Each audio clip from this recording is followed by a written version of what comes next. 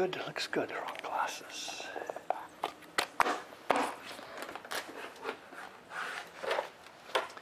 Good morning, good morning. A couple of minutes of persuading just finished there before you guys show up.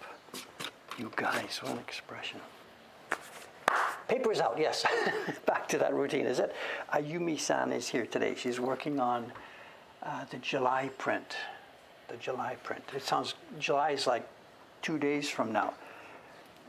We've already got 2 batches of it done, so there's already a couple of batches over in the Ome Shipping Center ready to get wrapped. Ayumi-san is doing the 3rd batch.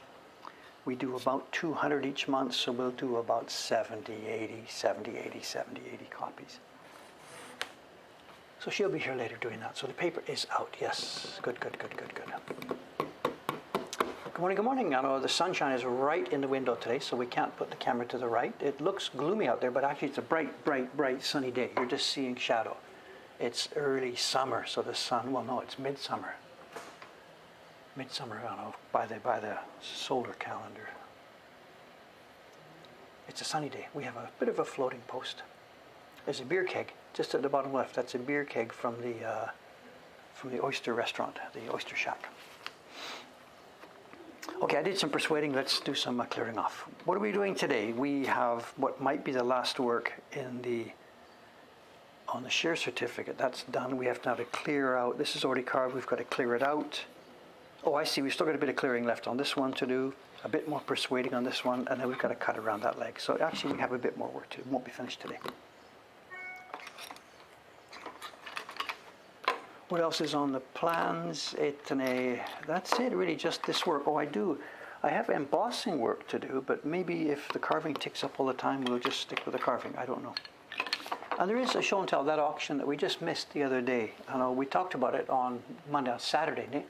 I'd mentioned that there was something coming in, and it came in. You saw me at the end of the last stream on Saturday. I think I said goodbye, put my mask on to say goodbye, and then shut the stream off, and then bang, in came the mailman.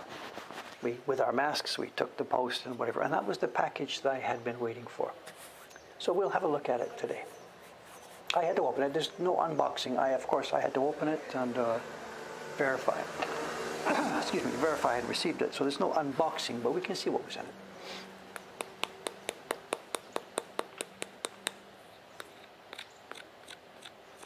Is there a chance the keg is full? Well, you tell me. Are they going to put a full keg outside for the pickup? I don't think so. Although having said that, they could have put the empty keg out last night. Maybe the delivery happened during the night, and perhaps that's the full one going back in. I don't think that's the way they would do it, but I don't know.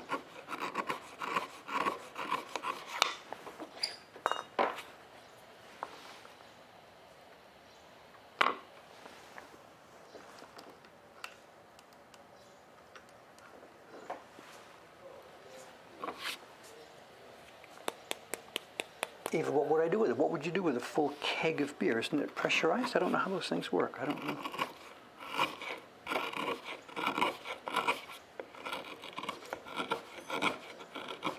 It's more beer than I would drink in 5 years.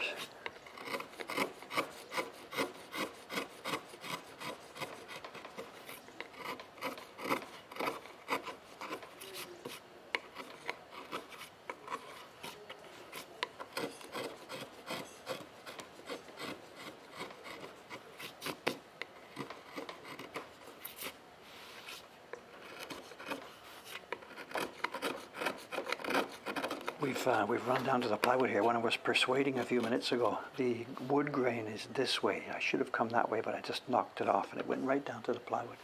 We normally don't see the plywood here. It's too very rough stuff here.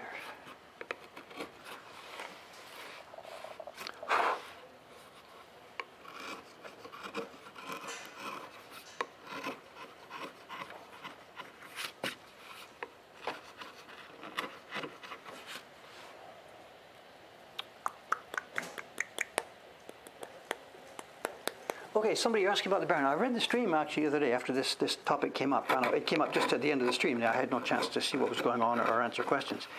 The person here, bloodstained glory, making your own Baron. I know I've never done this. I've no direct myself hands-on experience. Our printer Ayumi-san here is a professional barn maker, but if you are trying this, there is a really you have got to check out the blog of Andrew Stone. If you Google up, I forget the name of his blog. I know. Somebody try Googling this for me. His name is Andrew Stone. He's living in California and Florence, going back and forth. He's a doctor, and he makes woodblock prints. And he has spent the last few months making from scratch, in the perfect traditional way, a handmade baron. And I guess he's been on his Facebook page has been the main thread, or on his blog, I'm not sure. And I didn't follow the whole thing, but the pictures I've seen look fantastic.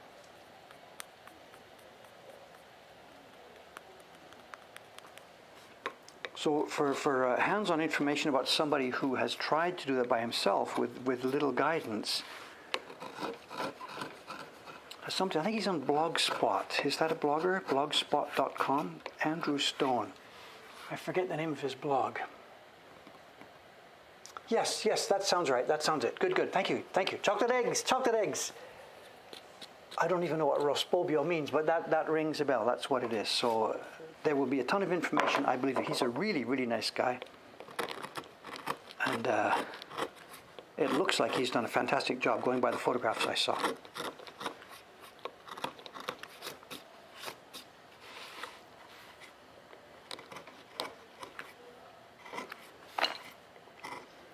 And other than that, I can't really mention much other than what we did the other day. The fiber you need inside is something that has to really be able to stand up to punishment. I know children's barons here, the stuff they make for elementary school kids, grade 1, 2, and 3, they have string inside, and the kids just go diggy, and it does something.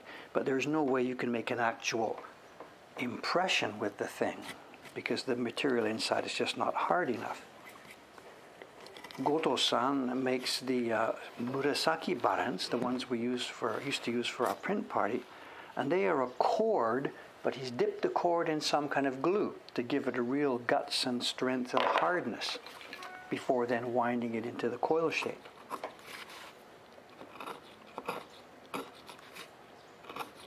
Well, I cannot see what I am doing here. I can see.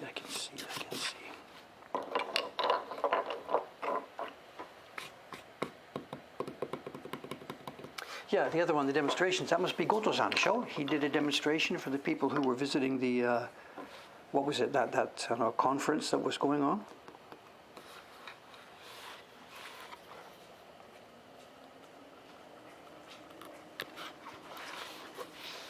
It's too bad we don't have an English translation of his book, He wanted me to do one, but it's just an insane, I just can't just do that. His book is out of print now here in Japan, and he would love to have an English version of it, but it's just such a massive project.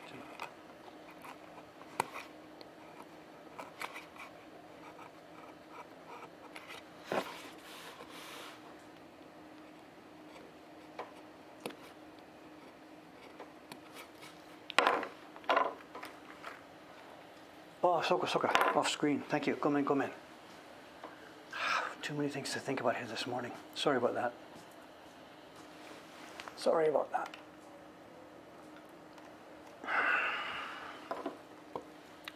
Better. Thank you.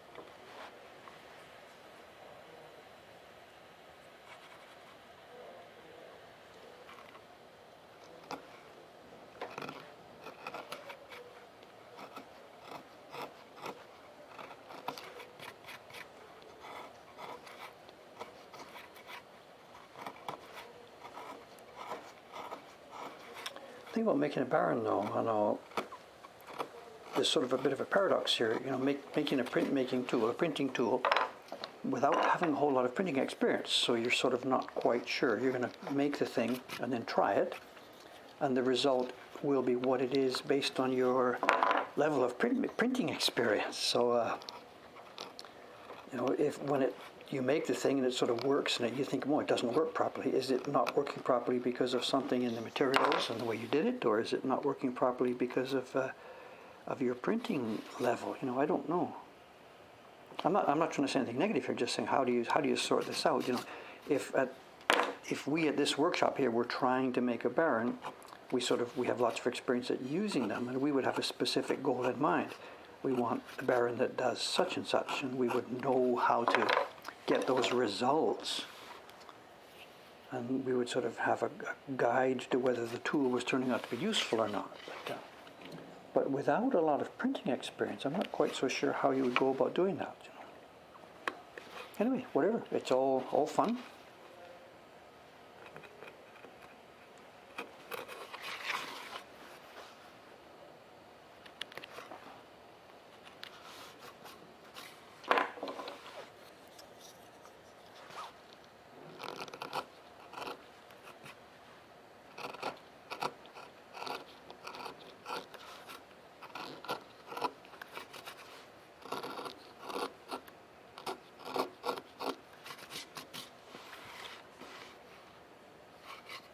There's a big piece there. Be careful, be careful, be careful. There's a piece to keep here. One of the hoofs.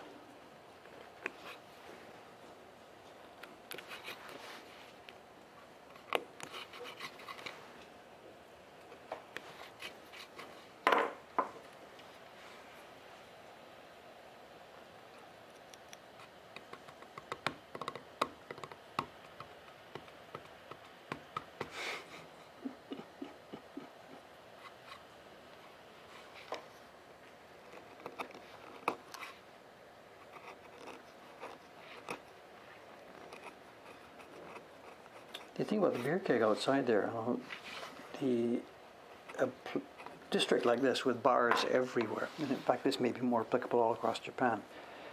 You know about the famous the Toyota thing, whatever, the just-in-time delivery system, you know, where they deliver parts for the cars on the same day that they're going to make the cars and stuff like that, to try and avoid stocking things in their warehouses. Well, very much the alcohol system, the delivery system in Japan, and this goes back a long time. This is like long pre-Toyota. The delivery system is what you would perhaps call just in time. I know delivery comes from local shops. The Asahi or whatever, the beer maker, does not deliver direct to restaurants like this. They deliver to wholesalers and then sub-wholesalers and smaller wholesalers all the way down. And we see the deliveries happening all around the district every day, all day long. There will be a little tiny truck that comes from the local booze shop, and he will deliver to this restaurant, and he will come and pick up this keg and take it away, or he'll park his little truck, flip open the canvas thing at the back, and bring in a case with 6 bottles of beer and take it into a restaurant, stuff like that. So you'll get deliveries, just a few items at a time. It's the famous mom and pop wholesale, you know, small business thing that's been in Japan for many years.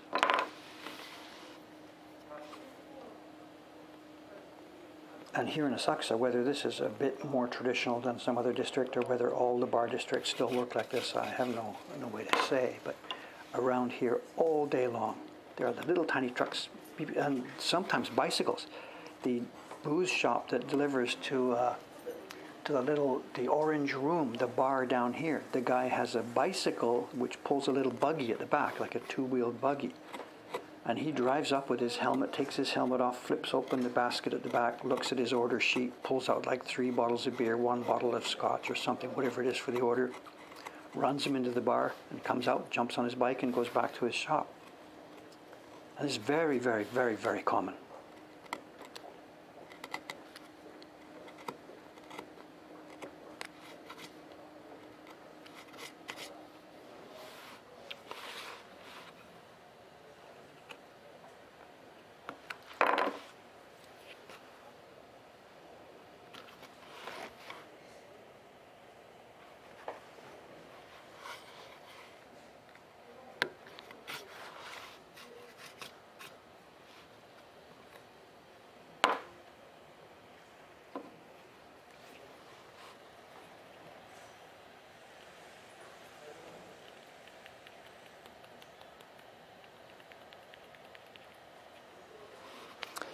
You say it's micro delivery is a waste of energy. It is, but there's a lot of different ways to think about these things. I know I'm not going to sit on one side of the fence or the other, but part of the reason that this system has been here for such a long time is you end up with almost full employment as long as the people at the end of the chain, the consumers, are willing to pay the price that has all been wrapped in every step of the way all the way down here.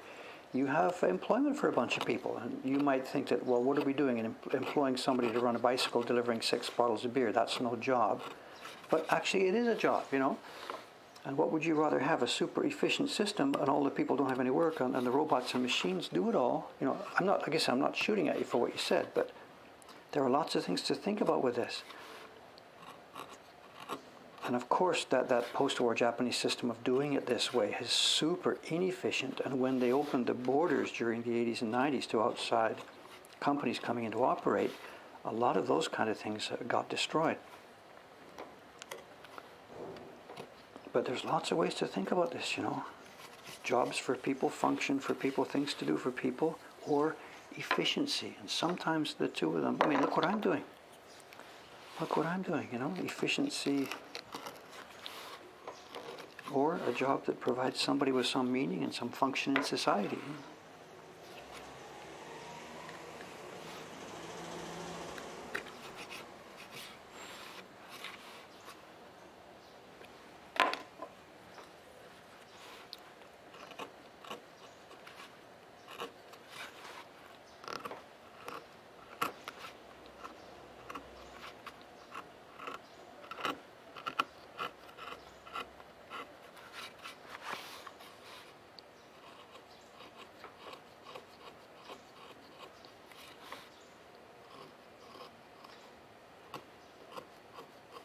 It's funny, thinking about it, to see it going both ways. The idea that these little micro companies and that these 10 levels of wholesalers when it should be one level of wholesaler or something all the way down.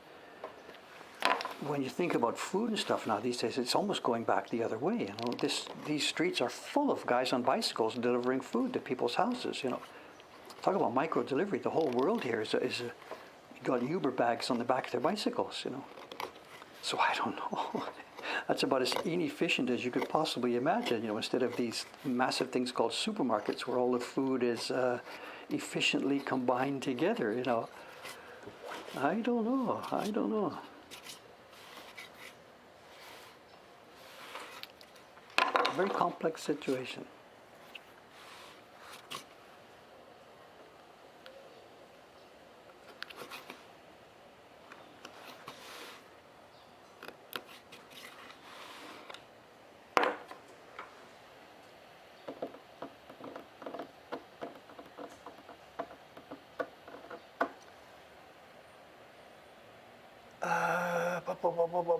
What?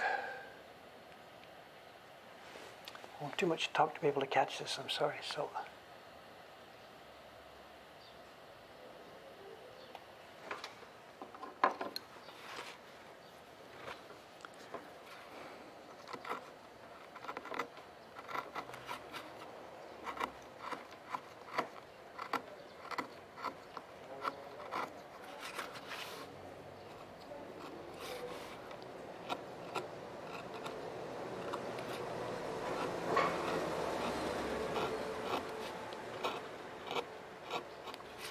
And another factor for that thing, especially for the booze, we're talking about tiny, tiny bars. It's a little bar with a counter and a hostess inside and room for like 3 or 4 customers.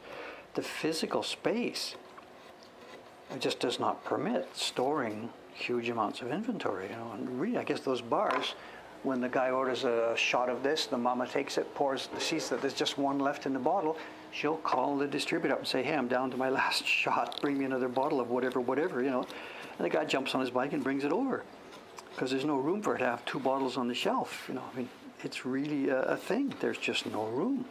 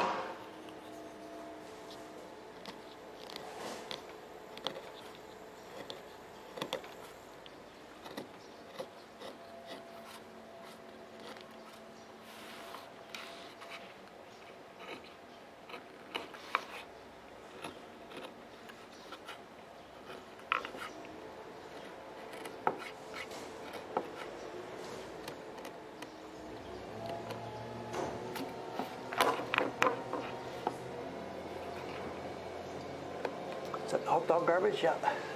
Talk about garbage. Wow. I got nothing on those guys.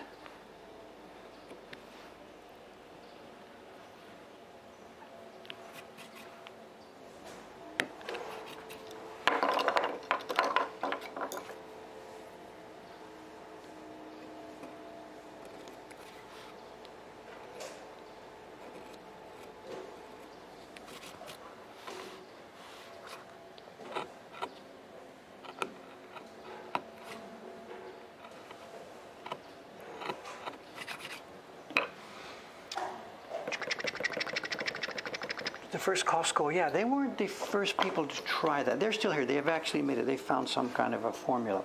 Just before they did this, the giant conglomerate from Europe, what's it called? Carrefour, the big French company, they had the idea, okay, we can do this. We can blow Japan wide open. And they came, and whatever, X years later, 3, 4, 5 years later, bang, they were gone. I don't know. It's a complex environment, a complex situation, and it's not all about the efficiency. And some of these companies, Walmart came in. They are still here actually. They ended up buying a Japanese company and coming in that way. So they are the owners of a Japanese supermarket chain. And they are, I guess, inside bit by bit by bit trying to kick the system over to their own way of doing things.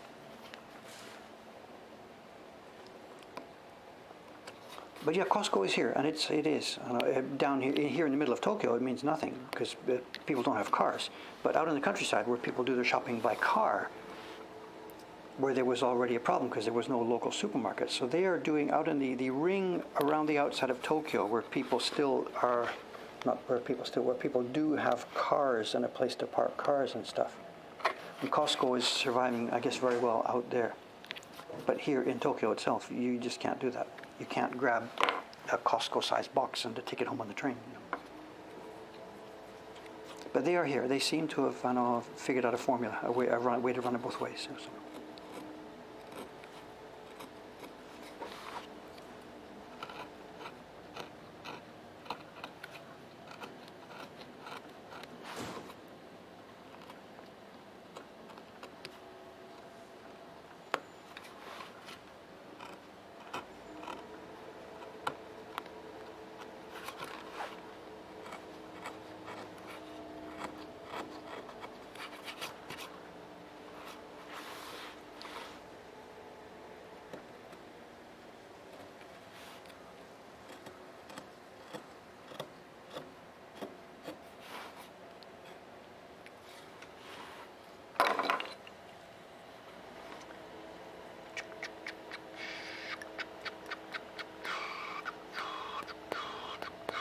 Carrefour came and didn't conquer. They came and then they left.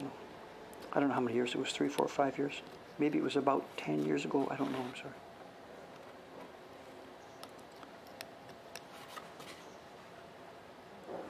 I think they tried it also in China too. I don't know the results there. I don't know that side.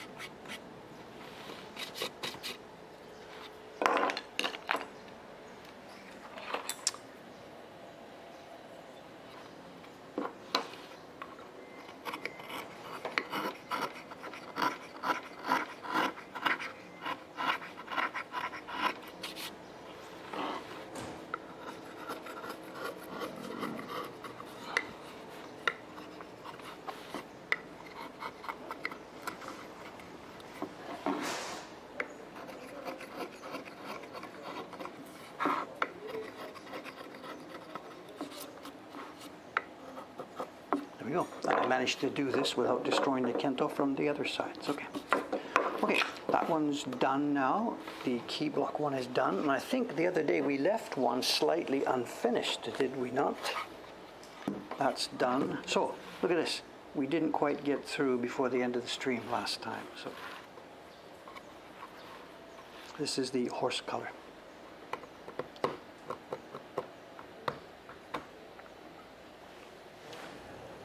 missing show and tell. There's a show and tell. Yes, it's kind of interesting mix of stuff.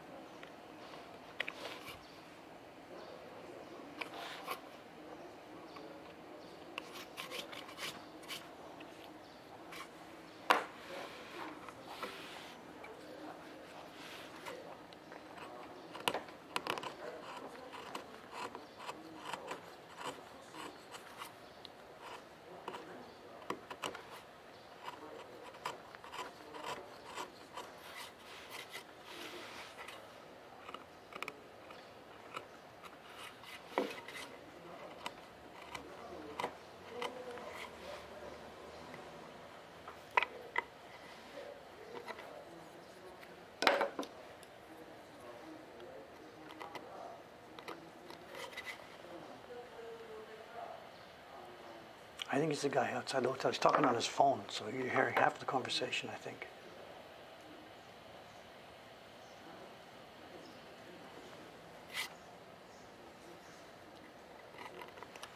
I see the word Kirkland. Kirkland. My cheese. My cheese. My cheese. You see my cheese deliveries that come in every once in a while. It's from Kirkland. That's what's in my fridge right now. A kilo of red and a kilo of white. I mean, they were originally a kilo. Now they're... So is Kirkland a place? It's not just a brand name? When I get the cheese, it says Kirkland cheese. But is that actually where it's from?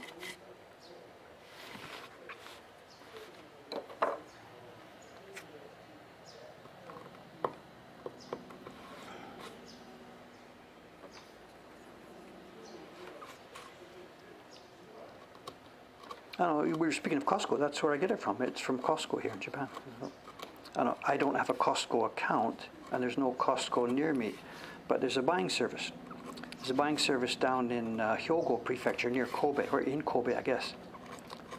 And what they do is they've taken a bunch of the Costco stuff and also a bunch of stuff from American supermarkets. They also run an import service. So what they do is they put a catalog on their website of things in two categories. Things that are available like right now, which means it's in their local Costco. And categories that are available, order now, you'll get it in a month. And that's stuff that's in an American supermarket.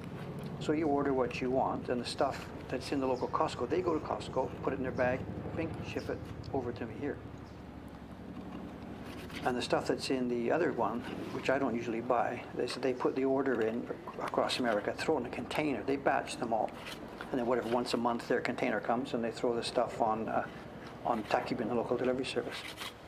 Now, years ago, before the Japanese supermarkets had much modern, interesting / Western, whatever food, this buying service was wonderful. When I first came to Japan, 1986, 87, somewhere on there, it was great. You could get granola or something, and the Japanese are like, what's granola? You know, back in that era. So these days, I think their business has changed because many normal modern foods are part of the Japanese shopping experience. So now they've sort of switched, and it's more stuff like the Costco thing, where they do their shopping for people who don't have access to it nearby where they live. You know. That's my case. So I get my cheese from them because my local supermarket doesn't have Kirkland cheese, of course. My local supermarket will have a package of 50 grams of cheddar for $3.50, you know, something like that. It's crazy.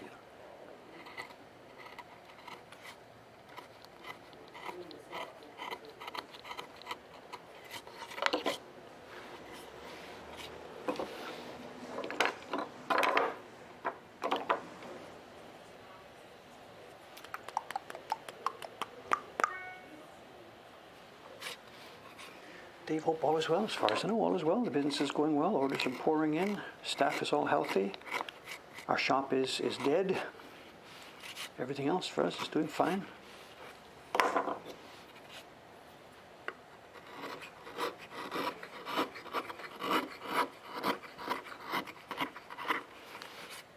It's our year end. I know we talked about this the other day. What's today? The 29th. Is tomorrow the last day? I forget. I don't know. It's the financial year end for us, and it's our first financial year end as a company. For me, the year end used to be the calendar year end because it was a personal proprietorship. When we changed to a company at the beginning of this year, it was our choice, we set the financial year to be July through June. And we did it for a few reasons. We did it because we didn't want to combine our financial year end with a busy season, the New Year's season and Christmas and all that kind of stuff. And also we wanted a quiet time for this. And we also didn't want to wait a full year to get it up and running because we're mostly doing our own bookkeeping. So we thought by doing it just for half a year, that would give us a chance to get it organized. But we're here now, and the bookkeeping is not all organized yet. So my job the last few days has been finishing up our software system so that we can close the books, do the trial balance, all that kind of stuff. I've been learning a ton of things. How's my floater? I don't know what to say. The floater itself, I don't see it anymore. When I look, yeah, actually it's still there, but your brain, trains yourself. Your brain trains yourself that you don't, it doesn't get in the way. So the floater's not there, but I do have to go back. There's a spot. We all have this blind spots where you've got one on each eye, where it's where your optic nerve and stuff goes down. You can't see stuff. Well, there's also one of those in the right eye. We talked about this with the guy. He's thinking that at my age, it looks like I'm developing what they call macular degeneration. What it means is eyes getting old in another sense. So bit by bit, things in the right eye are going to get fuzzier and fuzzier as the years go by. And there's a clear difference. The left eye is sharp and clear as much as it is, and the right eye is definitely fuzzier. Now he showed me, he took pictures, all kinds of really fun pictures. And I don't know how he did it, but one of the cameras they took pictures of sort of looked, the picture he showed me on the screen was the retina as though you had sliced it, you were looking at it sideways. And the retina for my left eye was smooth and clean, and he said, this is normal. And the retina on my right eye, it's not detached or anything, but he said that look, this fuzzy surface, this is the beginning of what they call macular degeneration. And I'm like, is this a horrible disease? He said, well, the one that we all get. So I'm going back, I think it's next week, I forget. What he did was he took a bunch of pictures, and rather than diagnose everything then, he said, come back in a couple of weeks, we'll do some more pictures, and we can see what has changed and what's happening with this. But the fear that they had the day I went down there, because this giant floater came up, was that your retina could have been detached and stuff like this. And that's not happening at all. There's no detachment, whatever. Retinal topography, is that what it is? Yes. Oh, my mother's here, is it? My mother's here. You can get it fixed. Well, there's fixable stuff and there's not fixable stuff. I don't know. I chatted with him about these sort of things. Macular degeneration, it's where your retina just loses its stuff. Cells die and there's a gray patch on there that doesn't accept light anymore. And that's not repairable. If the retina is detaching, you can laser that back down. If the lens is cloudy, you take it off and put a new one in. There's lots of stuff that's fixable. This one, he said, was not, if indeed that's what it turns out to be. Anyway, hi Mom, how you doing? She's had her own eye things over the years, and maybe actually we share some DNA here or something, who knows? No idea. Mom's been cabin fever. Of course, she's been shut for months now in the house. My sister's been bringing food in and stuff like this.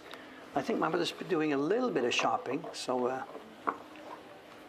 I had it fixed, so tell about it. Yeah, okay, do you know what it was called then, the thing you had fixed? What was the actual name of the situation that was in your eye? Yeah, okay, whatever, I'll Skype you later, we'll have a chat about it, see what it was. Anyway, like I said, there are things they can fix and play with and laser up and slice, and there are things that they can't do because simply you're getting old. And he said this is probably what this one is. So if it's macular, then that's my life, So there will be this gray patch on one eye. I don't mean a patch here, I mean there will be a patch in my field of vision, something. Okay, talk too much, where are we? That's done. Okay, we need to do a little bit of persuading.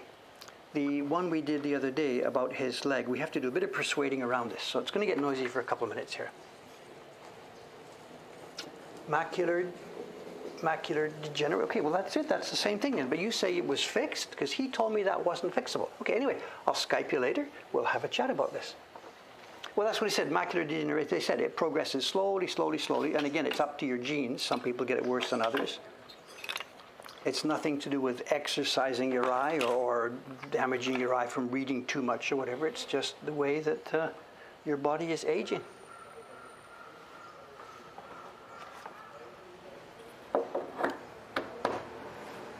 So we'll see. It's not like I don't have a lot of things to do, you know.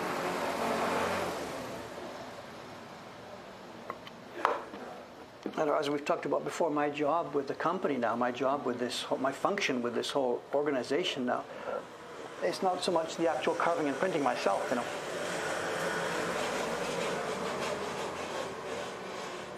We've got Johnson and Kawasaki's are in wonderful carving. We have a team of printers. So I myself, I'm not so much. I'm doing this now because I have a responsibility to do it.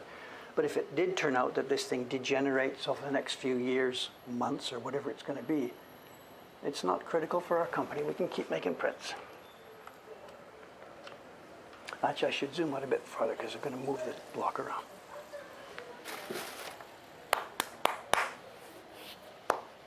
Okay, we're going to do some banging. A warning to those of you with headphones, as we mentioned before. It's not so bad. I'll try tapping here lightly first. Here we go. We're going to give make a bit of noise here. It'll take about 2 or 3 minutes to clear out some waste wood around this small area, for those of you who haven't seen this before.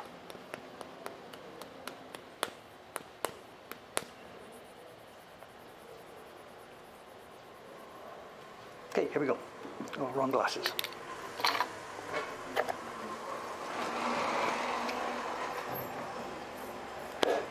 This is the Oshibori truck, it says there. It says rental Oshibori. This is the hot cloths and towels that restaurants and bars use. And this guy must have 3 or 4 clients in this area. Okay, here we go, excuse me.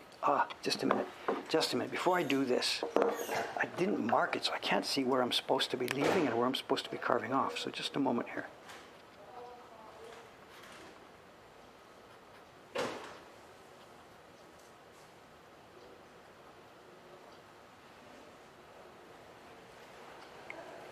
That should have been marked before I did the carving.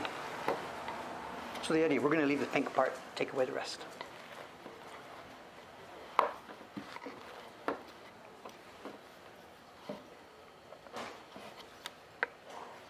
And also this stays and this goes. Turn off the outside mic. Is it too noisy while the trucks are going by? I'll turn it down a bit, whatever.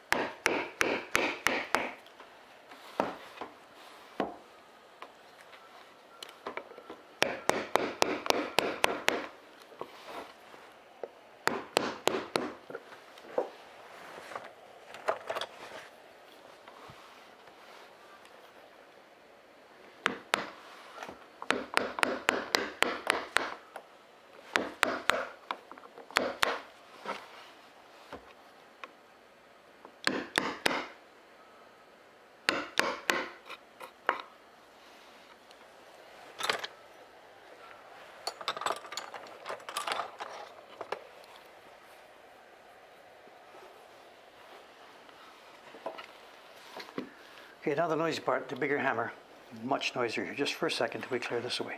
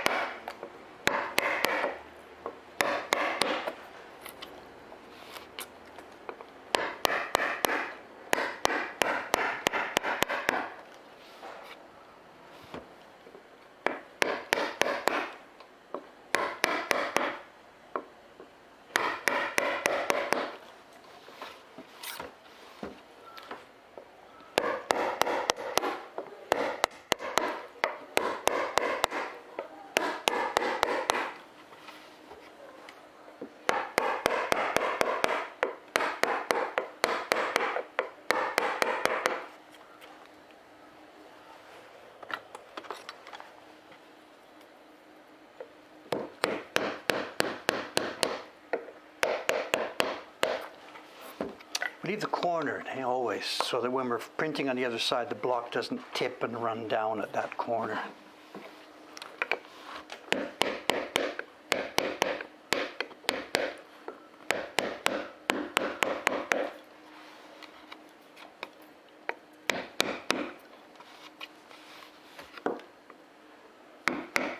Okay, that'll do it for the noise. That'll do it for the noise. Back to the quiet. How's our time? 8:45. Lots and lots of time. Good. We can get this block done. And that's good news, bad news. It's good news that it's done, but it's bad news. What will I do on Thursday? Who knows? Who knows? Who knows?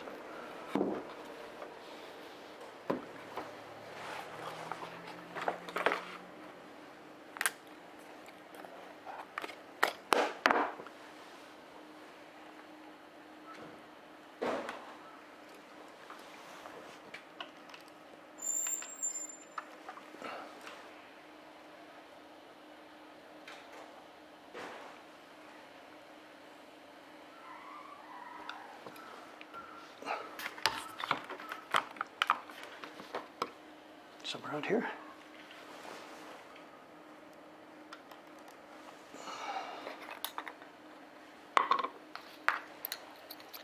I'm missing most of this, I'm sorry. Talking about audio outside, inside, I don't know, whatever, different viewpoints. I'll listen to the stream later myself. I usually don't listen to it. I read the chat at lunchtime, but I don't actually listen again to the stream, and I can't hear the audio. So I'll give it a listen, and I'll make my decision, leave it in, turn it out, whatever. Registration marks. So what we've got here, this is a bit of a funny one. We zoomed out far enough to see it. If I get a pretend to share certificate here. This is a sample, a pretend, a mock-up, whatever. And what's going to happen here when we actually start printing? The key block will come first, and the registration marks are here.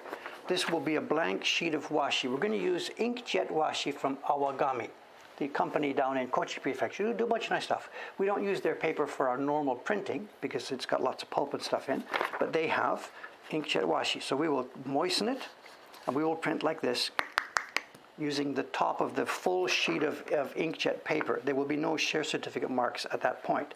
That'll print the key block. And then we'll go through and print the other colors. It's all on the same thing. There's the registration marks. That'll print one of the colors on this area. You can see how it works to show. There's the registration marks, and there's the color we'll apply at that point. We'll switch to the other side, same thing, into the same marks. The horse color will be printed, and then over here again, and then probably, this might come first actually, the background color will be printed. That'll give us 4. And the other day we decided we needed 1 more. There's no room on the block. So we carved here and here, going in this direction. It's not something we normally do. We don't like to do it because the wood grain ends up the wrong angle. But for a little tiny block like this, just for the guy's skin tone, it'll work just fine. And we'll just lightly print chup, chup, chup. And I'll have to be careful. I couldn't carve this away deeply because the registration mark for that one is here. So I can't persuade this away too much. So the printer will have to be careful. I will put the edge of this nice and soft, and the printer's barren, just a touch. Then once all the printing is done, we dry the paper off, and bang, it goes through the inkjet machine, and it will come up then with something like this. This is last year's. After the printing was done by hand, it went through the inkjet. We then trim it to the size needed, and then Dave goes through the list of supporters, and Dave puts the names in and signs it for each person. That'll be happening over the next couple of weeks.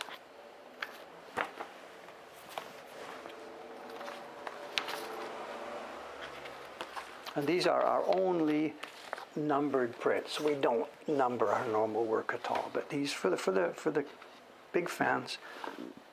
These are people who are really, really supporting us financially.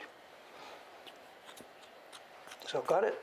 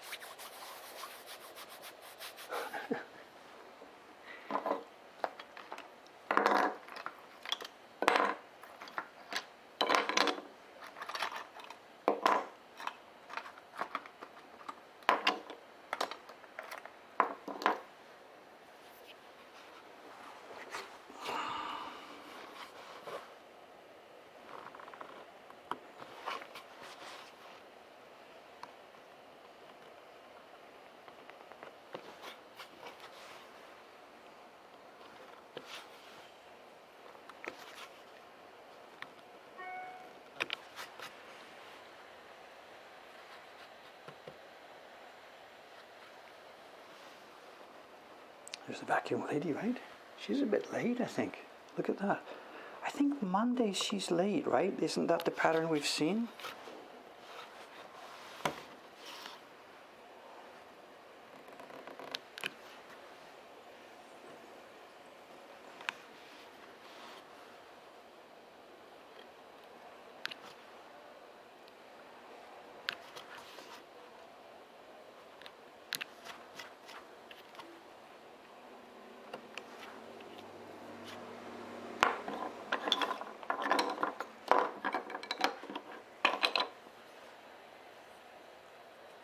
So, something to do with the weekend, I don't know. The hotel actually now is getting busier. It's not busy by any means.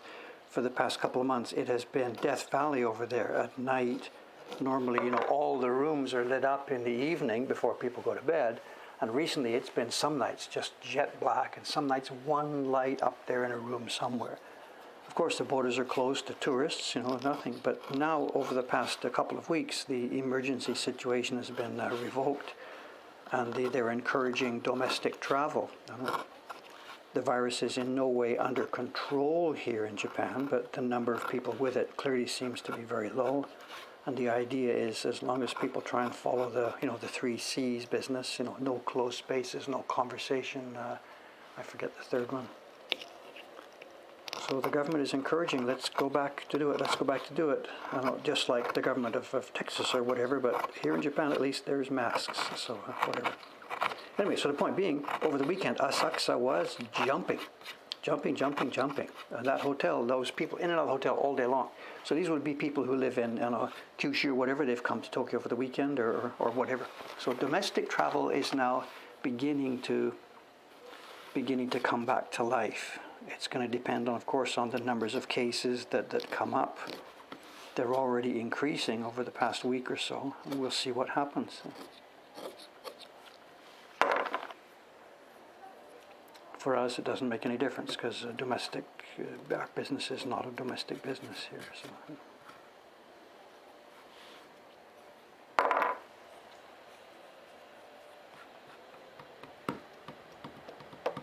Yeah, the shoe lady came today on schedule, 10 minutes before the stream started. I don't know, her schedule changed quite a while ago now. Her job must have changed, or her train changed, or something like that. And where she used to come, what was it? She used to come at 8:13 or 8:14 or something. She walked by across the street. Then there was a time when we didn't see her for a while. I actually was going to the station one day and walked, not with her, as in talking with her, but walked to the station with her. And then we hadn't seen her for quite a long time. Either she was laid off or her job changed or whatever, but it seems now that she is back and her current schedule is back to what it was before the virus. She comes by here at about 10 to 8. I start the stream at 8.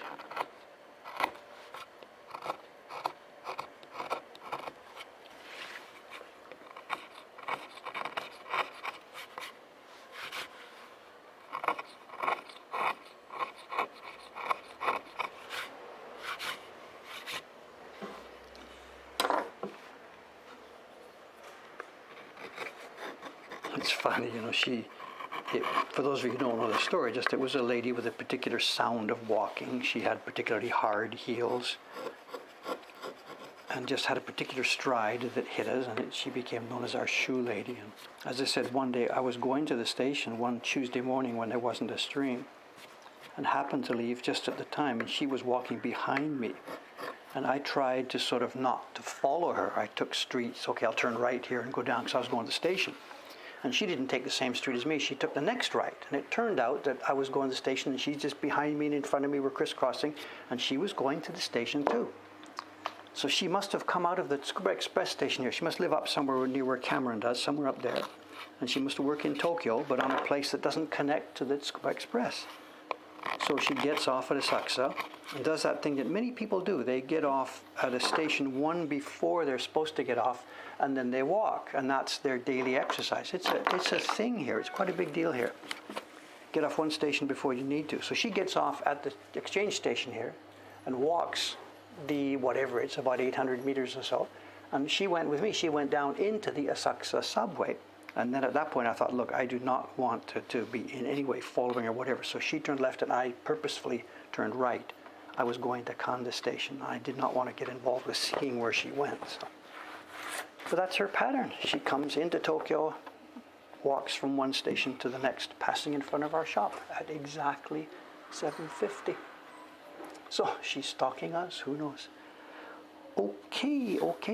I think our carving on this one is now done, and it's ready to go upstairs. I'll give it to one of the girls, one of the ladies.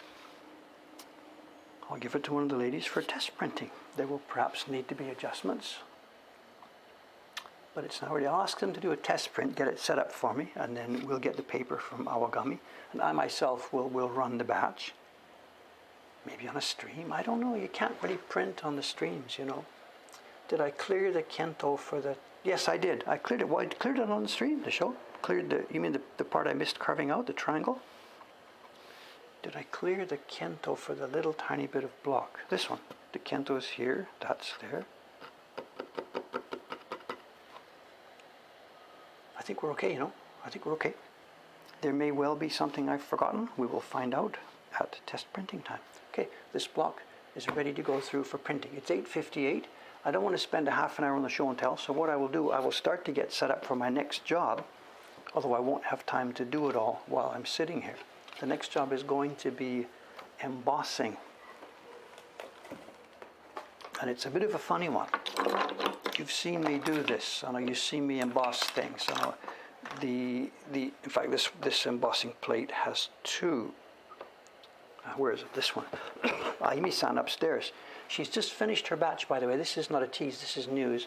You know the elderly lady picture we've done, the one that was winter in my Beauties of Four Seasons. Aimi-san has now finished a batch of those, and she was using this plate for embossing it. This is she had the print. She put the print in one side and the embossing was over on the other side, and it's Hori Buru, I carved it, and this one is Suri Ohashi Ayumi. But also, while we had this large thing out, we're going to use it the other way around. I'm going to make a registration mark here, and this one is Hori Buru Suri Taro, the name of our... We save all our embossing plates. We have a shelf here with all the embossing plates all lined up in them. Dave carving, Aimi printing, Dave carving, Suga printing. There's all these combinations. We've got hundreds of them now. Hundreds, well, dozens, hundreds, I guess. Each set of blocks has an embossing plate. The ones, for example, this year's subscription series, each one has a title. That embossing plate stays with the blocks because the people who do the printing of the colors also do the embossing of the name of the print, but then they each have their own embossing blocks with their own name on them. And this is the print kid. So, the print lad, I think the print kid, the karate kid, the print kid, this guy is good. He's good, he's good, he's good. He's a top gun here in Tokyo. And I can't talk too much about him because I'll blow his cover. And it's really, really important that I don't blow his cover.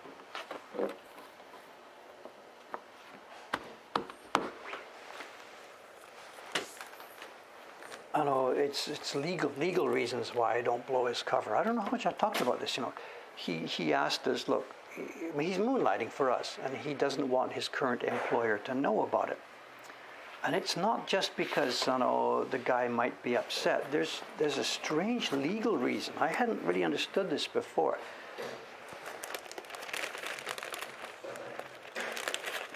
When you become an employee of a company, like we hired Cameron a few years ago, we did a contract. Of course, he has an employment contract. And Cameron and I had a contract. Now, what we did is we made up our own contract. We didn't use the standard Japanese type contract. And we just cut out a bunch of all the crap that was rules and rules and rules that we didn't want in our contract. Well, one of the things that we must have cut out without even thinking about it pretty carefully is a standard part of Japanese employment contracts. In recent years, there's been lots of problems with companies running people to death, overworking, the overwork syndrome. And the government has tried to push back on this. Society is trying to push back on it. There's many, many cultural things in play here. But you know the deal. Overwork is still a social problem here. So as part of the official structure of trying to reduce overwork, they've made this now part of labor contracts, nothing to do with exclusivity. You must work for me and not for anybody else. They've made it so that when you sign a contract with a company, that company is responsible for your number of working hours in total. In other words, you're going to do 40 hours a week. Anything over that is overtime and must be booked at an extra pay and must be watched by the Bureau of Mental Health or whatever it is. All those different rules about that because it's so strict these days. And the company who hires you first is also responsible for counting into that group any hours you spend working for another company. So if you've contracted to work for somebody for 2 or 3 days a week, say 20 hours a week, it's not going to involve any overtime. But if you're also doing 30 hours a week at somewhere else already, then this first company is liable for overtime payments. It really, really gets complicated. It's a bizarre, bizarre situation. So Mr. Suritaro has contracted with another company, and that company is responsible for paying his overtime if his total working hours, including for somebody else, go over that time. So of course there's a contract in there. You will not receive pay for any work anywhere else outside. Otherwise they become liable for it. It's a really, really, weird is the only word to describe this. And it's not totally illogical. It's part of the system trying to fight back against this awful overwork thing that has been building up and building up and building up over the years. So it's just another part of the government's arsenal about trying to get legal things in here to make companies stop doing overtime. I didn't say the printer's name at all. I'm not going to mention that at all.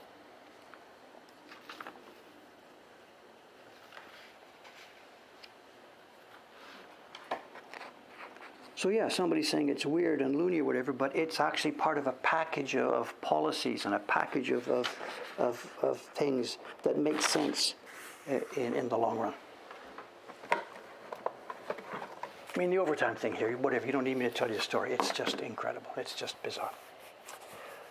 Okay, what pigment is the pink? The pink is, it's just a dilute, it's it's Hon-Yoko, the one they call, Hon-Yoko. Hon, real, Yo, Western red, real Western. It's a carmine type of color. If you see it in the bowl, you would see it as a carmine red, like a lipstick kind of red. Not like this, which is a vermilion. It would be more of a carmine. I don't have any as a sample. You know what carmine is. Anyway, carmine. So you just dilute it, put lots of paste and print it, and it comes up pink. And then this also has mica powder brushed on top. We tried to show it the other day, but it's whatever. No, the embossing is called Suritaro. That's not his real name. We've made up this name, which means the printer kid. It's like the Karate Kid, the print kid. So we're not using his name. And at some point in the far distant future, when all of this is blown away, the documentarians or whatever, the people who are trying to figure out what Mokankan did during these years, they will know who it is. That when any print marked Suritaro is from, it's from that person. But at the moment, for these many reasons, I'm not just trying to be coy, I cannot and will not talk about this.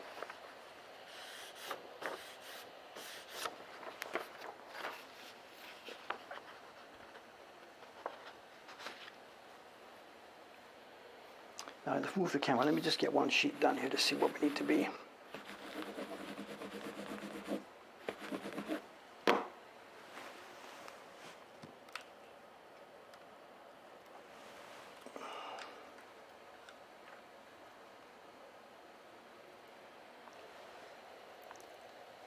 Hon-Yoko, yes, Hon-Yoko. So, and it's traditional, even though it says Western as part of the name. It's been around for a long time. I think in the old days, this is one, they didn't get it from Western sources. It came from China, and the story is quite mixed. The word, I forget, cochineal, and it's apparently it's from ground up wings of some specific insect, and it turns out to have a bright, rich red color, and that's what they used for carmine. Is there a stain? There is. We're going to have to trim the sheets here. This is a stain, and what this comes from, we've had the kento, back and forth kento on the same side of this, and I left, because I knew it was going to be outside of the trim zone, I left it there. And he just printed with it there. So this area right where my finger is, do we need to zoom in?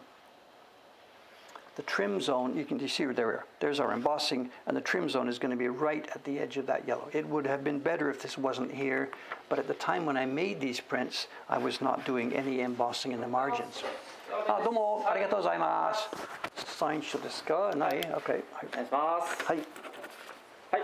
Domo, arigatou gozaimasu. Domo, thank you. Hai, arigatou gozaimashita. It's Surihon, Prince arriving from Sugasan.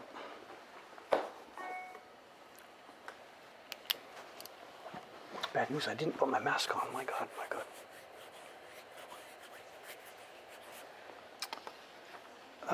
Some versions of the original of this had a pattern on the fan. The one that I reproduced had no pattern on the fan. Instead, we tried to see this the other day. What we've done is our fan has ribs. But the light here is just not helping us see this. There's ribs on our fan. Now I need an in tray and an out tray. Let's see here. What do we got?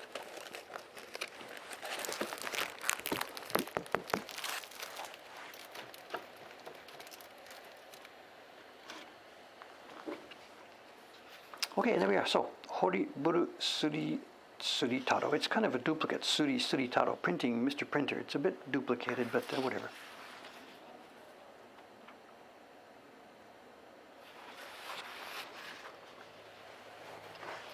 could come back in here, I think, actually. Just a second.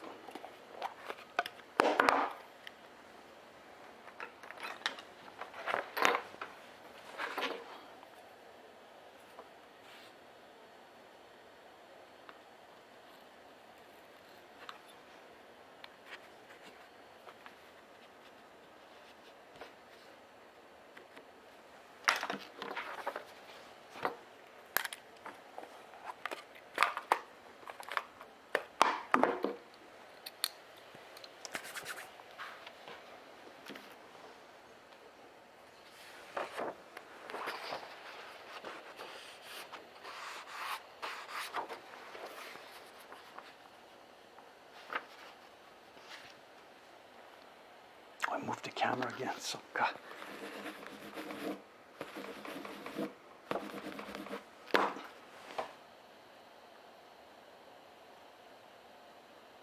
I get it, okay. No, this is not from Show and Tell, this is a print we made. I know, I think when the package arrived from Suritaro about a month or so ago, I think I opened it on stream. I think you've seen these before because I opened it. It wasn't a show and tell from a purchase we bought. It was a package that arrived from a printer. So I did open it at that time. I think and I showed my version of it side by side together with this one. So yes, this has been on the Twitch stream here last month.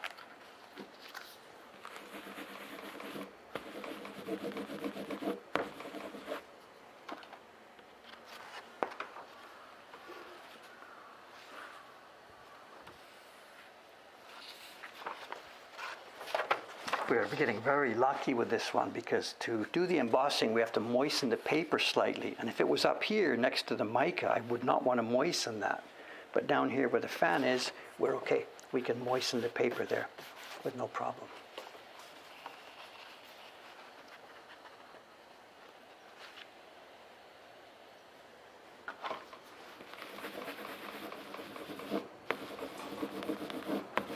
The thing about diluting dark colors, that's our tradition, that's how we do it. We never use pink.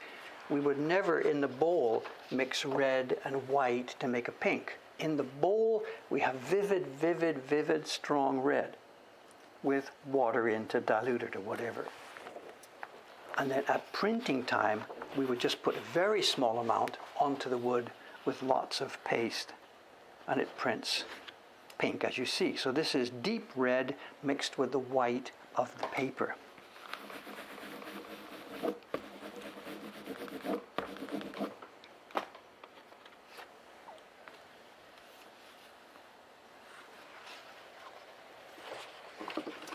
Well, the mica is on the surface of the paper. I think I could perhaps get away with it because when he printed it, the paper was damp. Remember, the paper was all damp all through the printing process.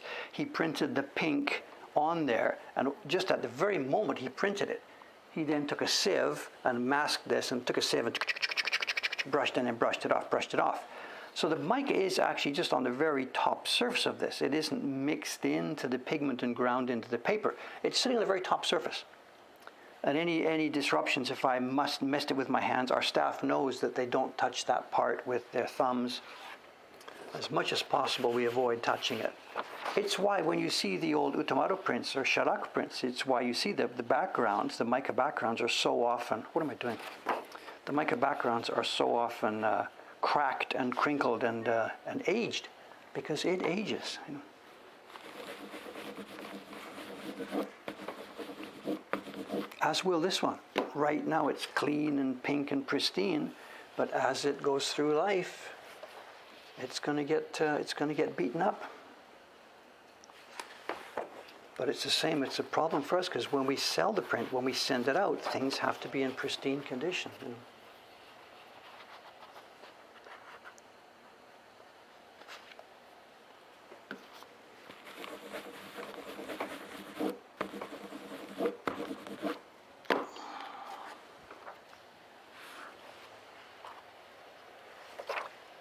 If someone's going to get into carving, what would I recommend as some of the more traditional prints? You mean you're going to try reproduction carving, copying something rather than making an original, you mean?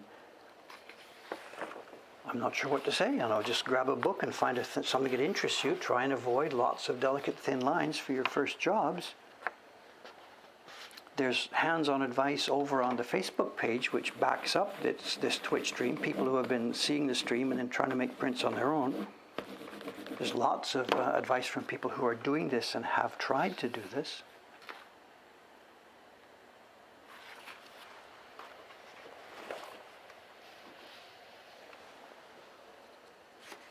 Okay, we're not going to do this whole stack now because we have other things to do and talk about. So I'm going to do one more sheet here.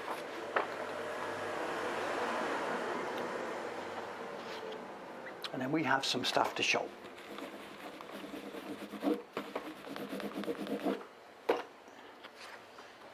Horiburu Suri Suritaro. Let's put this away. I'll come back and finish it after the stream's over.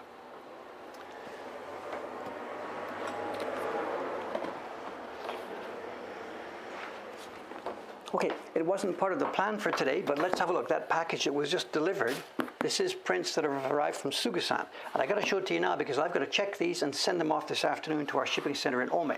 So I cannot hold on to these for showing you on the next stream. So let's just have a quick peek and see what she sent us.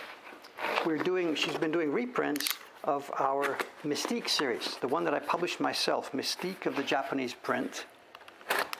Somebody can find a link to this on the Moko Hankan website. On the Moko Hankan subscriptions page, we have a series called The Mystique of the Japanese Print. Prints that I made myself years and years and years ago, and which we are now printing as a Moko Hankan edition. So the same blocks that I carved, and our printers are now printing them. And this is from Sugusan, so it's going to be a note saying, I apologize for the bad job.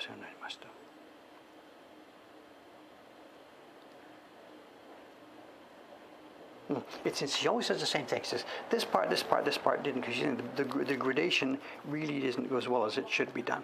So maybe she won't get 80 of them. Please cut.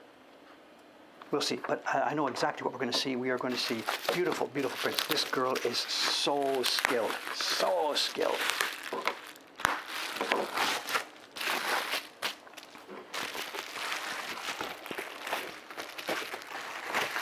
So John's found it. Thank you, sir. Thank you.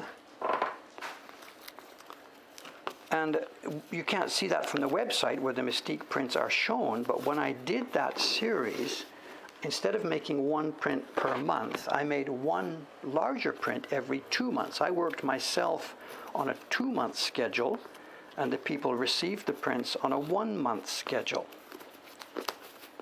It just made my life a little bit easier, but more difficult because there were larger prints. But when you think about things like moistening the paper, doing all that stuff, you only do it once instead of doing it all twice. Look at this. She just, even the wrapping, this girl. I feel embarrassed when I send her the paper, I just stuff it in a package, make sure it's safe. She must think, oh, that foreigner, whatever. I forget which two she's been working on. It might be number 7 and 8 in the set. I don't remember. So this is packaging, internal packaging just for shipping to us. Here. Oh, I know this pair. These are so nice. Look at this. Look at this. Look at this. Okay, they're not trimmed. And in fact, I have to do an embossing on these, but look at this. Let's try and get these. Again, we've got our same problem. Tons of embossing. This is, I think it's number 7 and 8, or is it 9 and 10? I can't remember what it is. This is a design by Sori, the artist name by Sori, before he changed his name to Hokusai. And this is delicate, delicate, delicate stuff. Beautiful gradation on the kaki. Beautiful. And the paper itself, I guess it's going to be difficult to see. Let's try and zoom in now. Each print is surrounded by a magnificent embossed pattern. And then this one, the lute picture, it's apparently a famous old lute that had F-holes in the shape of bats. I don't know, there's a story behind it that I really don't know. And it's wrapped with a cloth with nunomezuri. Good, good, good, good, good. She's done a really nice job on this.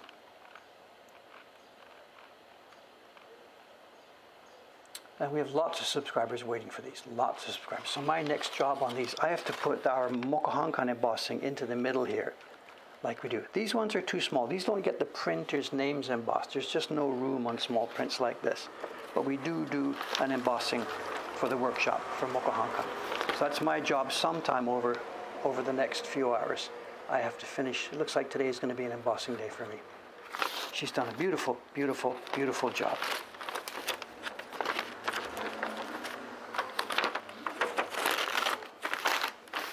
Thank you, Suga-san.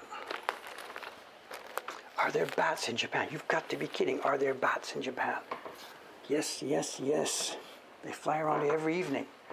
Just as the sun's going down at sunset. Not so much here in town, out where I live in Ome. They are all over the place. They are cool little creatures. Now, the show and tell is too big. I have to go and fetch it. Excuse me, it's over there.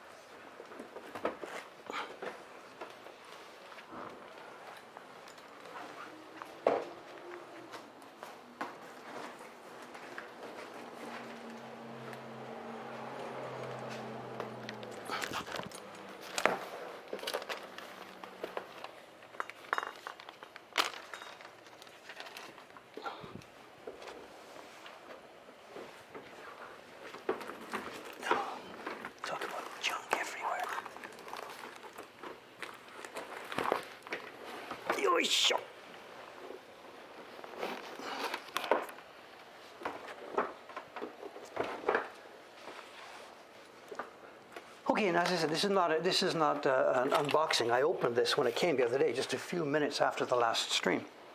Let me find the link for you. This was an auction from last Tuesday night. Oh, Twitch autoplay. Where's the link? Here we are. 19 separate prints. Here we are.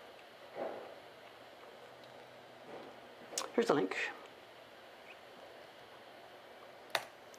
It's tight in here. It's like a jet cockpit. There's too much crap here, not enough space. Welcome to Japan. And as I said, so there's the link to the auction.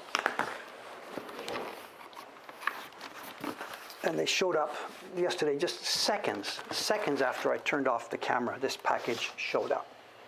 It's okay, doesn't matter. And as you can see, if you've clicked through to the auction link, it's a quote junk auction. The guy wasn't a print dealer, he was just a junk dealer. What do you call it? And a used goods dealer. Household goods, old furniture, whatever. And he had just scored this bunch of prints that must have been in somebody's house. Didn't know what they were. And he put the auction up, bang, there they are. And inside the auction, you'll see the picture, there was a bunch of, obviously, clearly, 20th century reproduction prints. This is, actually this one's really quite nicely done. It's a very, we'll talk about that. There was a bunch of 20th century prints, and there was a bunch like this, Utamaro Bijinga. There was one in the auction somewhere here which looked like an original from the Edo era, and it's a late Meiji print. This is actually an original. This is not a 20th century reproduction. There was an original in there. It's nothing to write home about it. In the dealer's auctions it would be $20 or something like that, but it is an original back from the old days. I'm going to do some research and find out when and where it came from. This would be very nice. There was a bunch of prints in here that were the kind of prints that were from the magazine Kokka. We've talked about these before. The magazine Kokka, which was to show old-fashioned arts and something to Japan. And they did a lot of woodblock printing that was partially woodblock printing. These prints, the base impression would be done with what they called colotype, a type of actual mechanical printing, and then on top of them, many of the colors would have been done with woodblock prints. These are a dime a dozen here in Japan. They published tens of thousands of them. On the blog, on our Mokohankan blog a couple of months back, I showed a photograph of the workshop with 12, 13 printers all beavering away with their backs to the camera. That was the workshop where these prints were made. Here's another one. They're kind of cool, they're nice. They're of marginal interest to me. They're of interest just as sort of a stage in the transition from the woodblock printing era up until the era of color printmaking. And it's hard to tell. You can see some of the colors have burn marks on the back and some of them don't. So this is a mixed media. combination of color printing. Anyway, so this is not why I bid $180 for this auction. There were inside the auction, and they're not here because I've taken them out for a minute. Here's the folders for them. These are the empty folders. If you've looked at the auction listing, there were 3 Shinhanga type prints. They were in these ratty old beaten up folios. And I've taken them out of their packaging because. And there were 3 prints which were quite clear, and they were these. This is one of the 3 of them. This is a Shinhanga print, and it's known, I knew what these were. They were designed and published by a guy called Okuyama Gihachiro. There's a very, very interesting / strange / eccentric character. He's known to us now as a Shinhanga artist, but he wasn't published by places like the Watanabe Company or the Doihanga Company. He did his own thing. He published and issued his own prints. And he hired carvers and printers to do this. And he's looked on today, he's ignored today, completely ignored. Everybody talks about Hasui and Yoshida, the 2 giant names in the Shinhanga field. Koitsu comes in. There's a few other names sprinkled into it, some of the early people, the Bartletts and stuff like that. But in terms of the 20th century core Japanese artists, Okuyama, we usually do the Gi. If you look at Gihachiro, here, if you search for that, Gihachiro Okuyama, some things will come up here and there, here and there. And this guy did thousands of prints, and he worked both sides of the divide. He made what we would call Shinhanga prints like this, where he designed and hired carvers and printers to do it. And he also worked in the Sosaku field, carving and printing himself. Although there too, he did hire people to do a lot of the work. And it's funny stuff. I was chatting with Jed about this yesterday, art and illustration and the differences between these things and whatever. And what's the difference between this and a Hasui? Why do we look on Hasui with his controller Watanabe as being supreme? And yet we look at this guy, and it's just a difference in style. He's drawn his pictures so that they have a sort of an oil painting-y look. Somebody mentioned that in the blog this morning. It's not childish, it's not amateurish. But what's the difference between his work and something like the people we talk about, the top guns, And I myself, I'm still thinking about this and mulling over this, because I tried to make my own prints in a sort of pseudo-Shinhanga style with no artistic background. And I depended on the quality of the paper and the pigments to make an attractive object, even though the art wasn't all there. Now, he's better at it than I am, way better at it than I am, but I think we're talking about the same thing. The reason we think this is so beautiful, it's the paper and the pigment magic and the expression of those physical things together. How much artistic value is there in a tree? I don't know. So, somebody's saying a bit cartoony. I don't know. They're gloriously made. The market ignores them. A Hasui of this era, this one is 1948, and a Hasui of this era would be thousands of dollars. This one just went in an auction and just got ignored. And there were 3 of them in that auction. This one and this one. Fuji Village, what's the Japanese title? Fuji Machi no Yugure, Evening at Fuji Village. I think these days now, as opposed to the 1940s, we have a different viewpoint now, because since then we have now had anime and movies and real cartoons as a thing, and these now we see them with different eyes from the 1940s people seeing these. They're beautifully made, beautifully made. But if you put this side by side, you would clearly see that what he's done is he's looked at a Hiroshi Yoshida of Mount Fuji, and he sort of said, I can do that. And he's done it, but it's in a more naive style, simplistic style.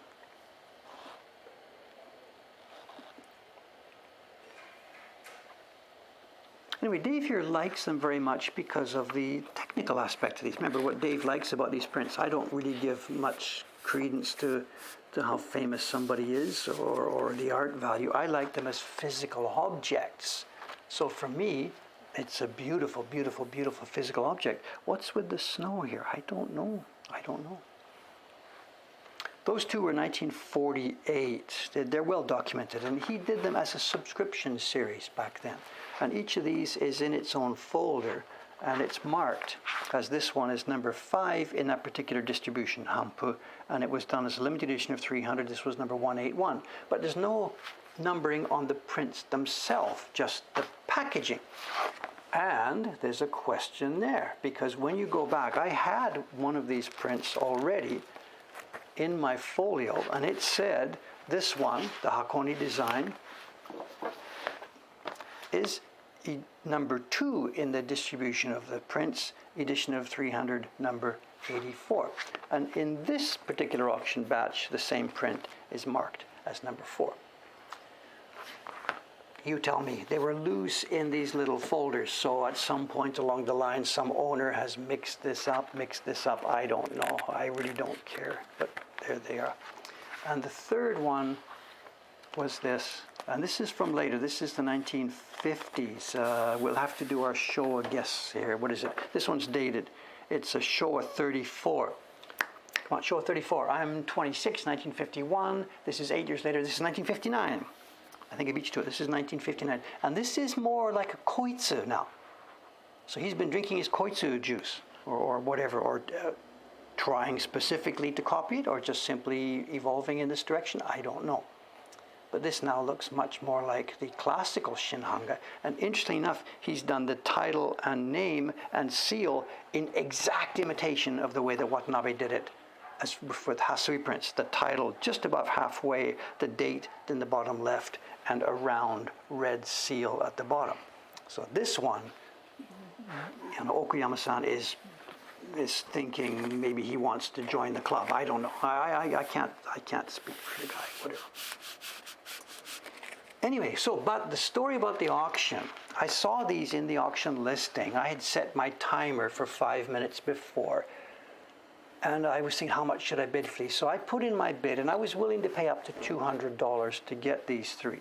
But as I was looking at the auction in a couple of minutes before it closed, no, there's no sniping in Japan. Anytime a new bid comes in higher than the previous bid, they add 5 minutes. You can't snipe in Japan. It's all about the sellers. More money for the sellers, more money for Yahoo. No sniping. The person who puts the auction up can choose to allow it that way, but nobody ever does. So there's no sniping. So I put my top, that's what you do. You put your top bid in at the end and just close your browser window. And if you get the email later saying you got it, then that's it, you got it. There's no way I'm going to sit there increasing bid, increasing bid, increasing. Put in my top bid and stand back.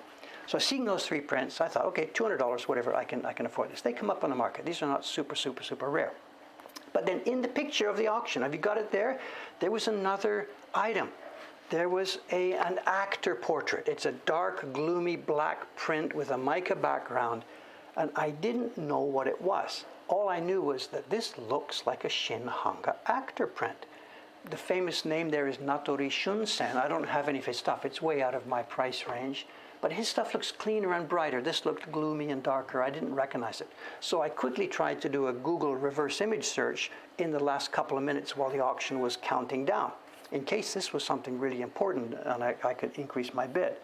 And the image in the auction was this. Google couldn't find it, so I tried to bring it into a perspective and get it. And the auction finished before I could find it. 3 or 4 or 5 minutes after the auction's over, I did find it. And here we are. I've put it in a separate page here. Here we are. This was also tucked away in that auction package. And it turns out, and I can honestly say I didn't know who this was. I just knew the general genre. It was by a guy called Yoshikawa Kampo. Yoshikawa Kampo. And this is probably now the most expensive object I own, actually. Dave got really lucky here. Well, part of it was I knew there was something in there, but honestly, as I said, I did not know what it is. Since then, I found it. Here's a page of a dealer in Germany. This is closed now. And this is the dealer's page for this thing. And I don't want to muck with this one too much. It's in pretty good condition, not perfect. It's got that slight incipient reverse foxing where we've got some very small white dots happening on the paper. You see this? And it's not foxing, and I don't know what this is, but I think it's from droplets when the paper was being moistened or sized. And maybe the paper got some droplets and then the brush came across and size went stronger in some areas than not in others. I don't know. I'm just guessing here. I don't know. But it's in beautiful, beautiful, beautiful condition. This is real mica on the back, done in a rich, thick, deep way. And this is beautiful made. We sat there upstairs, the tint on the beard, how it was done, whether it's 1 block or 2 blocks, the carving. And there's a bunch of stories about this one. The people who document these early Shinhanga, again, the knowledge that I myself don't have, there's no carver's and printer's name on here. They say that this series was made by Maeda Kentaro, who died just around the time I came to Japan. But I don't think that's true, because this is clearly dated 1923. And he started work in 1923. He would have been, I don't know, 20 or something like that, 19 or 20 or 21 years old. He would have been too young to be doing this level of work. So he was working with his father. So I think it's his father's work, and maybe Maeda Kentaro-san did some of the work. I don't know. But he was really, really young. So the official word is that it was carved by Maeda Kentaro, but I'm not sure. I'm not sure. Then the other thing is the date. It's Taisho 12 nen Aki, autumn of Taisho 12. Autumn of Taisho 12. Ring any bells to anybody? What happened in September of 1912? The massive Tokyo earthquake that leveled this place and destroyed untold numbers of woodblock prints. This was a Kyoto publisher. So this was published and created identically in time with the massive Tokyo earthquake, 1923. And it says, Taisho 12 nen Aki. So the Kyoto publisher has done this. And you imagine timing, a bunch of his customers are in Tokyo. He's done this edition, got it ready, packaged. And which came first? I don't know. Maybe they sent half of these to Tokyo and they were destroyed, or maybe the earthquake happened before he sent them. I don't know what happened. All I know is that the publishing date on this was autumn 23, and the earthquake was September 23. And they did it as a limited edition, and this is number 36. I remember a discussion on this Twitch stream. One of the viewers was saying, Dave, most of the early Shinhanga is limited edition, you know. And I'm saying, no, Shinhanga wasn't mostly limited. They made 1 million hasois, blah, blah, blah, blah, blah. And yes, of course, the Toledo catalog, he sent me a copy of the Toledo catalog, and everything in there from that era is marked as a limited edition. Whether it was or not, I don't know. Clearly, some of it clearly was, because that's what the galleries wanted. But just as clearly, 1 million copies of these were made. That Kihachiro-san print we just showed you, there's a letter included that says we do limited editions of 300 and then open edition of 700. And there's no marks on the prints. So whatever, we're both true. There were clearly limited editions, but in general, they whatever, they just tried to burn the candle both ways. There's something else too, that the German web page there talking about this, and also this was published in a book about Shinhanga, and the comment was, unfortunately, the print has been trimmed on the right and bottom side. That's not true. The print hasn't been trimmed on the right and bottom side. It was made this way just like the old Edo prints were made. We can see in the bottom here, there's no color in that bottom corner and up here. And the Kento registration mark was cut right at the edge of the block. When they printed, they rubbed their color on it, the registration mark was right at the corner of where the color was. This has not been trimmed. This is how it was made. And you can tell by those corners. So whatever, I know Dave lucked into this partly a bit of skill. I saw that there was something in that auction. Did I know what it was and how much it was, quote, worth, unquote? No, not at all. Whatever, live and learn. Live and learn, live and learn. There's lots of stuff I spend money on that turns out to be no good. So maybe to get one the other way around is not a bad thing to happen to me. You know, karma, karma, karma. Okay, there we have it. There we have it. Let's close with one of these here. So there's a story about last week's auction. I think we've run way over time. Okay, today's Monday. I'll be back here now Thursday morning, and as I said, I'm really not sure what I'm going to be doing for the next couple of weeks. There's tons of bookkeeping, tons of programming. Can't do that on the stream. I'm not going to play sax. There's some sizing to do, yes, of course. Whatever, we'll find something to do. They will find something. We'll find something. Intended to be displayed how? This is a collector's item. Some people would put it in a frame and put it in the wall. We're not going to do that. This stays in our... It's already on the collection. If you go to the, Mokuhankan oops. https here we are, mokuhankan.com collection. I can't even spell. These 3 Okuyama prints and the Yoshikawa print are already on our collection. I scanned them and put photos up Sunday. So if you want to see close-up pictures of these, get over to the collection. You'll see them. Look in the pull-down menu and you'll find. What? What's the question? When it was made, what do you mean? I don't know. The original purchasers, I don't know, The people overseas who bought them from that Toledo exhibition, they would have framed it and stuck it on the wall. Absolutely. No idea. No idea. What are these things for? Who knows? What are these things for? This one's been pinned on the wall. It's got pin marks on it. Anyway, I do have to get out of here. Thank you very much for watching. I've got a bunch of work done today and a bunch of work still to come. I'll see you Thursday morning doing something or other. Thanks very much and take care. And don't forget,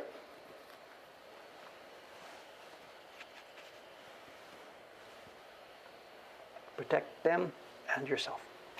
See you later, guys. Thanks very much. Bye-bye.